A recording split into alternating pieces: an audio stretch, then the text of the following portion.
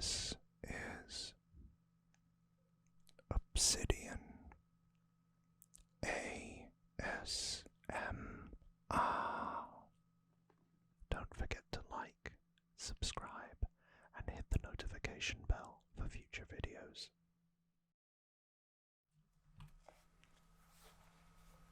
Well, hello there, and welcome back to more Obsidian ASMR.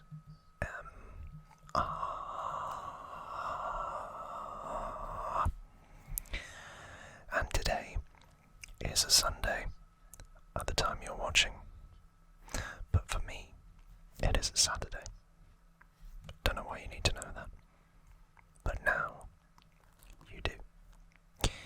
And this is part 2 of our PlayStation 3 game show and tell, or collection, or any of the above.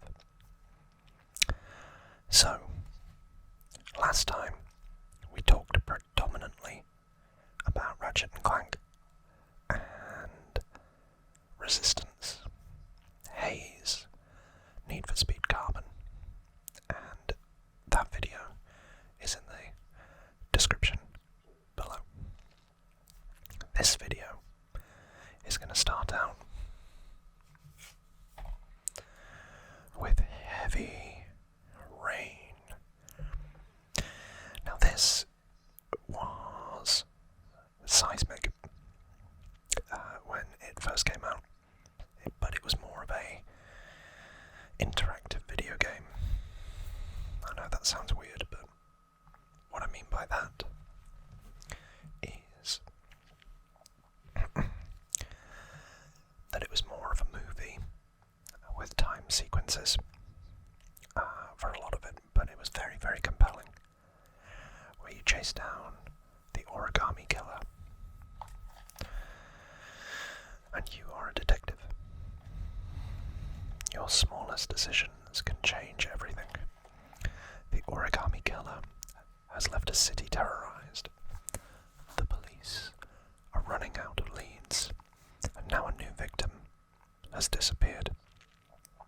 The tension-soaked hunt for Sean Mars will lead 4 unconnected people into a dangerous battle of wits, where each will be confronted by the same question: how far are you prepared to go for love? Play all 4 leads, 1, 2, 3, 4, in this gripping psychological thriller where every action you take has consequences. Your decisions affect how the plot unfolds, who will live, who will die. How the story ends is entirely up to you, dear viewer. This was where the PlayStation 3 kind of started to turn around and produce some bangers. This is very much one of them. I don't want to give too much away, because I think it is a game that you should play, and I would wholeheartedly recommend. I got recommended it by a friend of mine, and I watched him play a little bit of it round his house. Back when, you went round people's homes. Your friends' homes, obviously, not just random people. That would be weird, and probably frowned upon in terms of societal expectations. I don't condone walking into random people's homes. So, I would quite like the sticker. I know, how unoriginal. Give this a, can't even do it, 9 out of 10. If you like psychological thrillers, or like my partner, you binge watch murder documentaries, which some people do. I don't know why.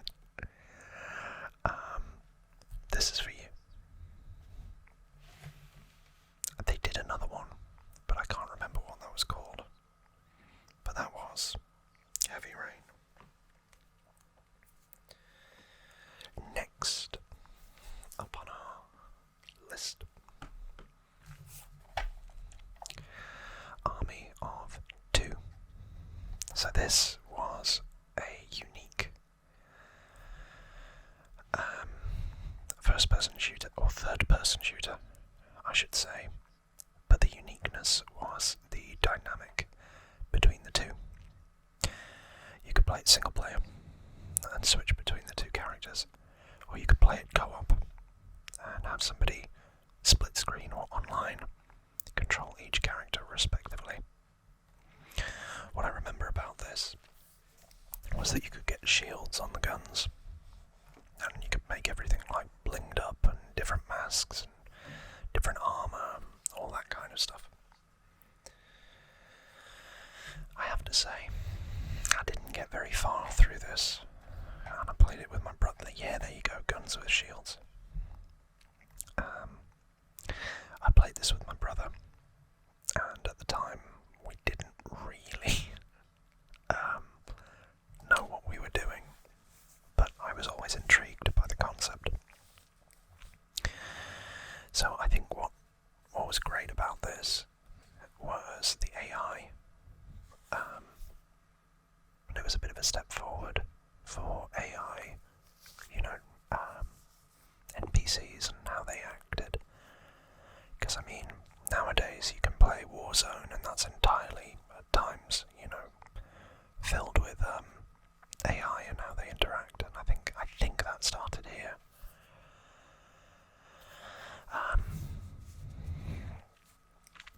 But basically, you also had this other feature, which was aggro, I think, which was like after a number of... no manual for this one. After a number of kills, it was like a bar, and then you'd go crazy and would be able to be super quick and not have to worry about, be super quick and super focused, a bit like Nectar that we talked about with Haze. So, it did get a sequel. This was released in 2007. Sorry. So I think it was received pretty well. I remember it being pretty cool. I just wish I'd played more of it. So for that reason, I'm probably going to give it a 6 out of 10. It should have been a 7, but honestly, I didn't play much of it. So that was... I couldn't even tell you they were, apart from, like, counter-terrorism. So that's Army of Two. Next is the big one.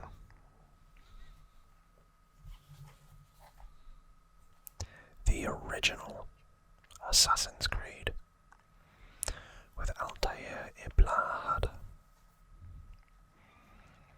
Wow, this was seismic. And whilst I have talked about Assassin's Creed 2 in my Xbox 360 collection series, which again you can find in my video game collection playlist, this was remarkable at the time.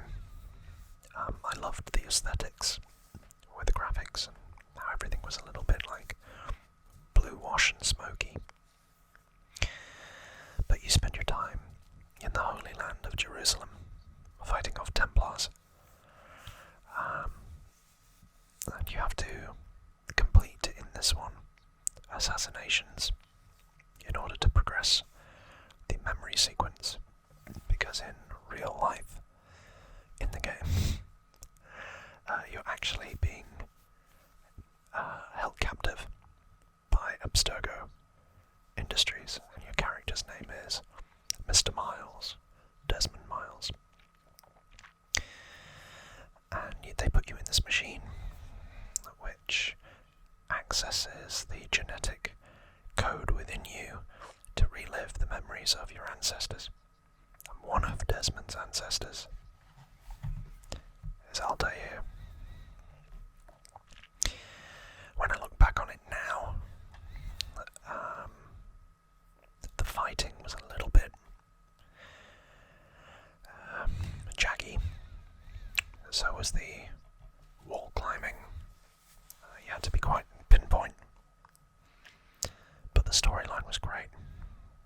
And I think there's a reason that this game, along with Assassin's Creed 2, are so well liked and revered. It spawned an entire series, to rival something else we're going to talk about, that lasts even to this day. I'm probably just about to, at the time of this, pre-order Assassin's Creed Mirage, which is quite like this one, heading back to the Middle East, but you're not playing as Altair. I have to give this a perfect 10. Maybe it's aged slightly poorly, or people will prefer later iterations of the series, but you don't get those later iterations without this. So it's a 10. Next up, Resident Evil 5 by Capcom. One of the only Resident Evil games that I've properly played.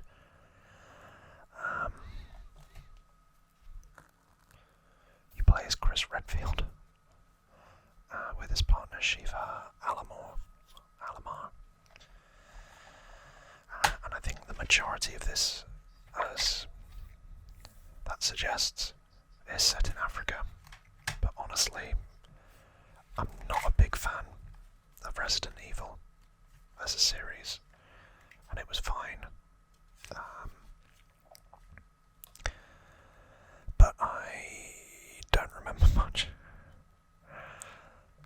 After a long journey over winding African roads, the lone vehicle finally stops near Kijuju. From it emerges one man, Chris Redfield. He's looking around when suddenly she appears. Welcome to Africa. I'm Shiva Alamar. Shaking her outstretched hand, he realizes that he's got some assistance for this mission. In his line of work, partners are people that come and go, and he wonders whether it's really worth risking his life to protect the world. That's a question that he doesn't answer yet, or can't answer yet. But there's one thing that he does know for sure. There's something he needs to do. Images of his former partner's grave flood into his mind.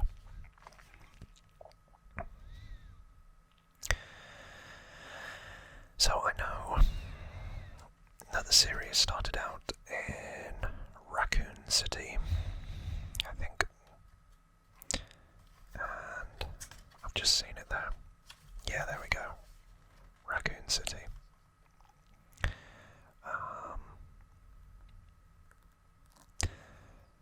Oh right, okay, so Chris must have been Jill Valentine's partner, but by the look of things, Jill died in the last one, I think. It's all about zombies and the T-virus and stars and Umbrella Corp. And recently, I have to say, I was trying to pique my interest, and I ended up watching some of the films, but they don't have anything to do with this really. It's a very loose adaptation, and they're okay, but they're a bit cheesy. I did try a couple of years ago to play Resident Evil 7 Village on VR, PSVR, and I could not do that. That was too freaky. But I can't remember much about this other than just running around shooting zombies. I can't remember much of the story, and I'm not much of a zombie game guy anyway. give this a 7. I know it was I think it was well received, but just not my thing. It's a 7 out of 10. Next. More than meets the eye. Autobots roll out.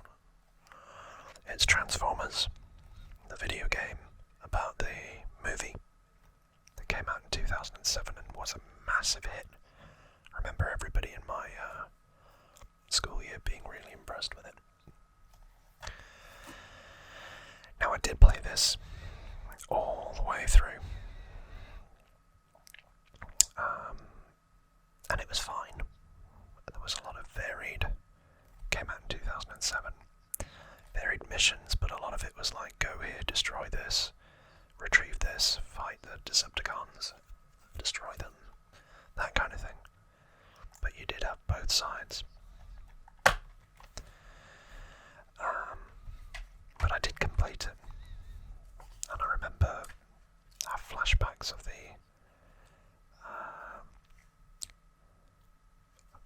final mission as Optimus Prime against Megatron.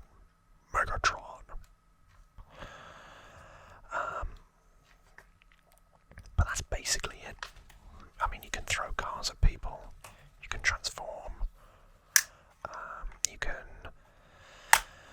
fly around if you are a flying transformer, but I don't know whether you can. Yeah, you can. You've got like a heavy cannon and a, smaller gun, and you can fight as well. Yeah, I thought it was solid for what it was in 2007.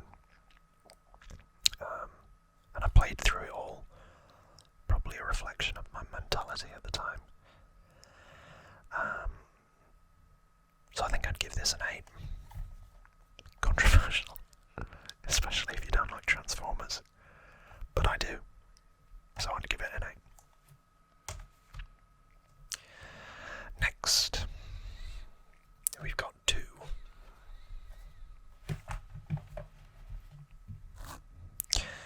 Call of Duty 3 was one of the first games I got on the PlayStation 3, and it was also one of the first games I got on the Xbox 360. I think I might have even had a copy on PlayStation 2. But the PlayStation 3 version is quite rare, and I do remember bits of this. The campaign isn't as memorable as World at War, but it's just a good war game. It's solid. It was before the Call of Duty game started going a bit weird. I didn't play it much, but I'd give it a 7 out of 10. It's just standard, and it was when they were very good quality. Just the graphics were a bit bad. But the big one, Modern Warfare. I played this for hours and hours and hours, and it was such a seismic change to the way that the modern shooter it changed the game. The storyline is captivating, challenging. Everybody and their dog was playing the multiplayer.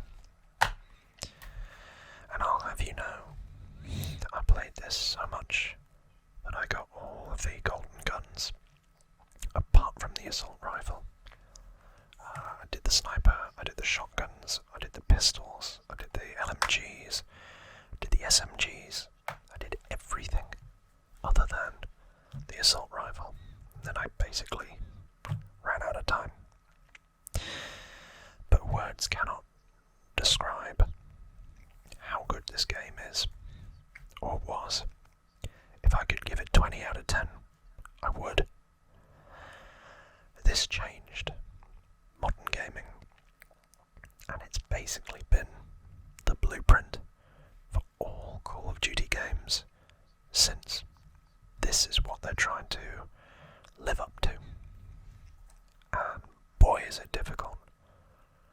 They caught lightning in a bottle with this one, and for that it gets a 10 with a star out of 10 because it's near perfection. It was so good. Next, we've got Time Shift. So, this was another one of these first-person shooters from back in the day, a bit like Haze, that wanted to be grungy and sci-fi, but also have their own spin on things. So whereas Haze and some of the other games we've talked about have the gimmicks of like Nectar or 2 players, Gears of War with Army of 2, whole game that is basically Gears of War. It was all about time. So it was effectively, you could turn back time for 30 seconds or something like that. It wasn't good. I mean, some people might like it. Yeah, so the suit would allow you to slow, stop, and reverse the flow of time. It was the gimmick game. So like with Ratchet and Clank Rifts Apart for the PlayStation 5, it's a short game, and it was there to showcase what the PlayStation 5 can do. I felt like this was that for the PlayStation 3. It was there to showcase what the console could do. I don't think many people played it. I could be wrong. At least none of my friends did. So I think I'm going to have to give it like a 4.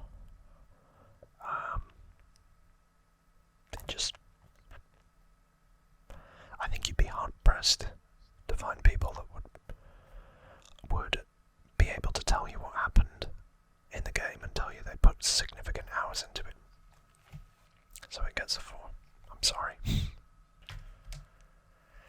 But then we go into the last couple of heavy hitters. Wow. This was another absolute game changer when it came out. I didn't even realise there'd been Guitar Hero 1 and 2. But this, whoa. Everybody wanted to play it.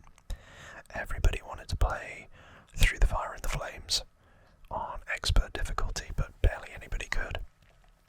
You got this cool controller that you could use for other games. And the tracks were brilliant. Knights of Sidonia, Ruby, Welcome to the Jungle, Number of the Beast, Painted Black. It's just so iconic. When You Were Young, I remember that one. And the whole point of the game was time-based, so you just got to play the notes in the right order at the right time, in line with the music, and then you battle against legends of rock like Slash, Tom Morello, and some others that I forget right now. But I think, yeah, they did another one of these, and my game has gone walkies, which was Guitar Hero Aerosmith, which I also had for the PlayStation 3, and I loved, put hours into. And then another one that went walkies was my Guitar Hero World Tour, which was more of like a whole band thing, because there was a competitor called Rock Band. But this was brilliant and made it mainstream and viable and a great party game. So I'd give this a 9 out of 10, really. The songs are iconic, the gameplay is great, and I think a lot of people still play this to this day. What more is there to say? 9 out of 10.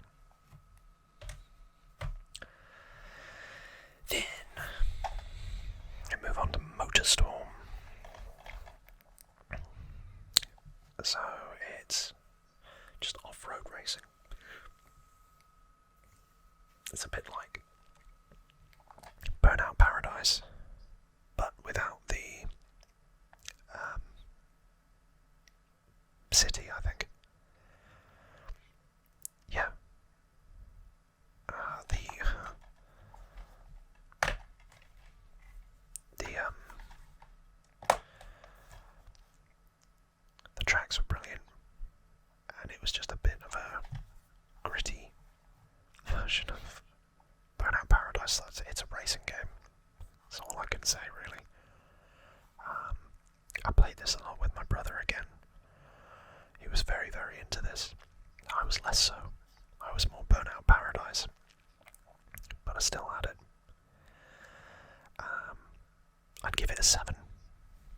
7 out of 10. And then, penultimate one. This was a very early game for the PlayStation 3. It was one of the first to be released. The protagonist is played by Anna Torv, who I was familiar with because she was in the TV series Fringe, which I really liked. And she was in that along with Lance Reddick, who plays Silence in Horizon. And this is Gollum, Circus, who I've actually bumped into in London Euston's train station. Fun fact. That was a couple of years. Well, no, that was last year. Meet a lot of people in London Euston. But yeah, so the bad guy was played by Andy Circus. And effectively, it was just a combat game that was a little bit clunky. And it didn't really grip me. And the main reason I bought it was to support Anna Torv. But the main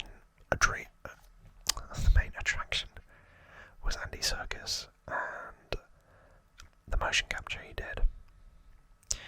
But it was also a kind of, again, what I said about Time Shift, demonstrating the high graphics jump from the PlayStation 2 to the PlayStation 3, or the base station if you want to call that. So that's Nariko.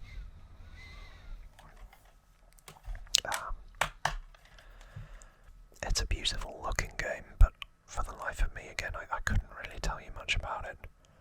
I've forgotten quite a lot of what happens.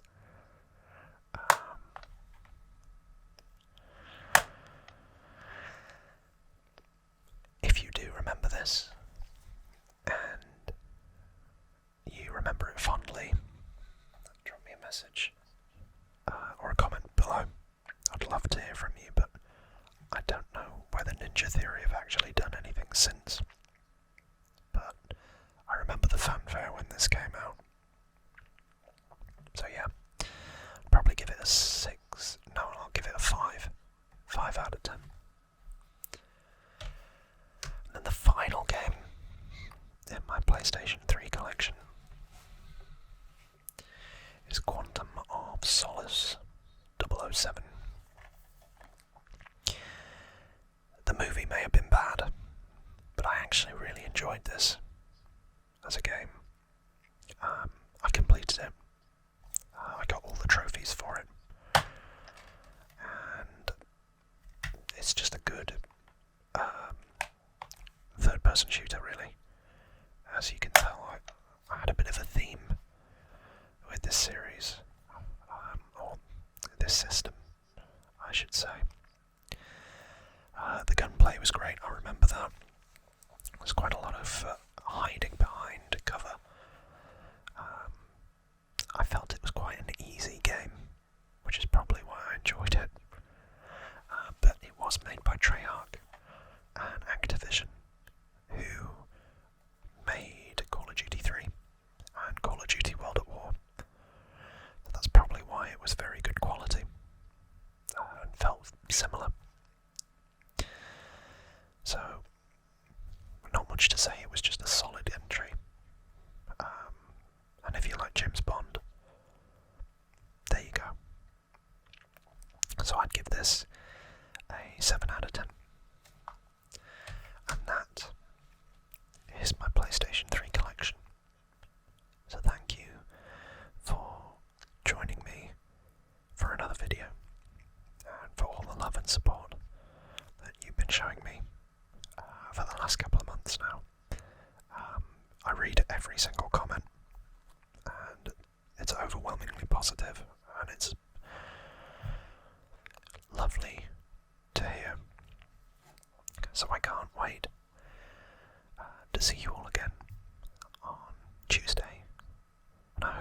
enjoyed this, and I hope you're all sleeping softly. You've been amazing. I've been Obsidian. This is Obsidian ASMR. And as always, take care of yourselves.